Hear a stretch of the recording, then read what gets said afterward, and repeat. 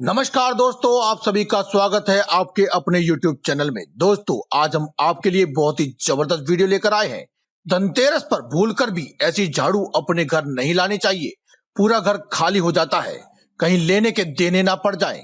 दोस्तों, धनतेरस के पर्व पर लोग बेहद ही खास उपाय करते हैं ताकि माता लक्ष्मी का आशीर्वाद उन्हें प्राप्त होता रहे। लेकिन दोस्तों, अगर आप लक्ष्मी को प्राप्त करने के लिए धनतेरस पर कोई भी उल्टी सीधी झाड़ू उठाकर ले आए तो आपके घर में नकारात्मक ऊर्जाओं के वास होने के साथ ही कुलक्ष्मी का भी वास हो जाता है और पूरा घर ही बर्बाद हो जाता है। दोस्तों, वैसे तो झाड़ू को लक्ष्मी का रूप माना जाता है, लेकिन झाड़ू को यूं ही नहीं खरीदा जाता है। इसके पीछे बहुत से कारण होते हैं। झाड़ू को खरीदकर घर में लाने का भी मुहूर्त होता है और घर से बाहर फेंकने का भी मुहूर्त होता है। झाड़ू हमारे घर से गंदगी और दरिद्रता को घर से बाहर फेंकती है और माता लक्ष्मी को घर में प्रवेश करवाती है। तो आइए जानते हैं कि माता लक्ष्मी के रूप कहे जाने वाली झाड़ू को किस अवस्था में नहीं लेना चाहिए और किन किन रूपों में अपने घर पर नहीं लाना चाहिए।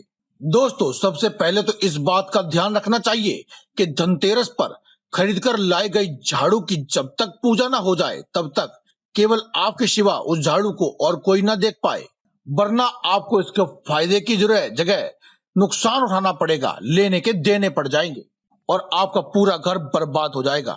आपको मिलने वाला धन कहीं और चला जाएगा। दोस्तों, बाजार में वैसे तो कई प्रकार की झाड़ू मिलती है, लेकिन बाजार में मिलने वाली सींकों वाली झाड़ू और फूल वाली झाड़ू का एक विशेष ही महत्व है। इसीलिए प्लास्टिक की झाड़ू धनतेरस पर कभी भी नहीं खरीदनी चाहिए। इसके अलावा दुबली पतली झाड़ू यानी कि घनी हुई झाड़ू आपको लेकर आनी चाहिए। दुबली पतली पिचकी हुई झाड़ू आपको नहीं लानी चाहिए। झाड़ू जितनी घनी होगी, माता लक्ष्मी का स्थायी वास आपके घर में उतना ही अधिक होगा। और अगर आप सींकों वाली झाड़ू खरीद रहे हैं तो इस बात का विशेष ध्यान रखें कि सींकें उसकी टूटी हुई ना हो। अगर आपके घर में कोई पुराना झाड़ू है तो नए झाड़ू को लाकर उसका पूजन करने से पहले ही आपको उसे अपने घर से बाहर फेंक देना चाहिए।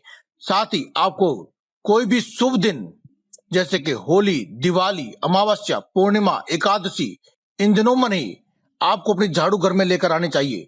इसके अलावा मंगलवार, वीरवार, शुक्रवार, इन दिनों में भी आप आमतौर पर अपने घर में झाड़ू लेकर आ सकते हैं।